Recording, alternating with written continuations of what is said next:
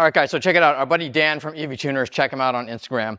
He brought us his street set of wheels. These are some 19x9 Apex SM10s. He got some brand new Falcon 460 all-season tires for daily driving. This is an MPP Sports adjustable car, but he's not going to be tracking it for a little bit. So we're going back to getting him on a street setup, a street alignment.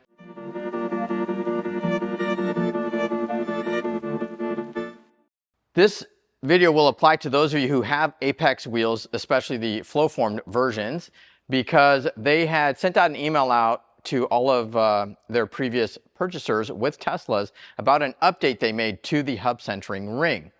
So I wanted to show you guys, since Dan brought us his car, exactly what the update was, so you guys understand, you know, how things work and what was going on before.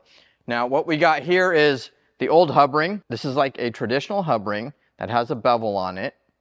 Okay, and the issue is that the Model 3 Performance has a stepped hub, as you can see here.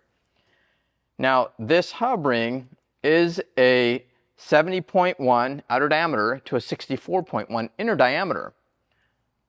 The problem is that it does not go all the way down to the actual rotor's mating surface. And this bevel here basically protrudes. It's a little bit bigger than a 70.1. Now, the saving grace on this is the fact that the wheel also has a bevel on it. So when this would sit in here, it would be recessed just enough to maybe, you know, absorb that step in the hub. So when we removed this wheel, it didn't look like this presented a problem. But Apex did make an update to the hub ring, and now what they have is this. It's essentially just a cylinder. All right?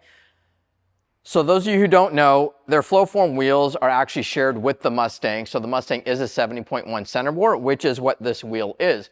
So this wheel is actually already relatively hub-centric on a Performance Model 3 rotor because of the stepped hub. So Apex produced this hub ring, this cylinder, to be forward compatible with performance and non-performance Model 3s and all Model Ys. So this will essentially just go on top of here. And now it's flush with the larger step on the hub. And it just helps to further center this wheel. It just gives it more area for it to mate onto the hub and to stay centered.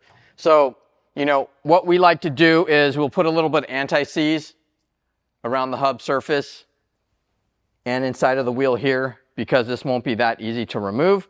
So apparently we've already got some anti-seize in the wheel there. So we'll go ahead and put some anti-seize here. We'll throw this on here and we'll throw the wheel on there and you'll be all done. But yeah, that's what it is. That's what they updated. They got rid of this beveled hub ring and now they've provided just a straight cylinder. So now you guys know what's up. But yeah, big ups to Apex for making this modification. That was very good of them. It took a little bit of time.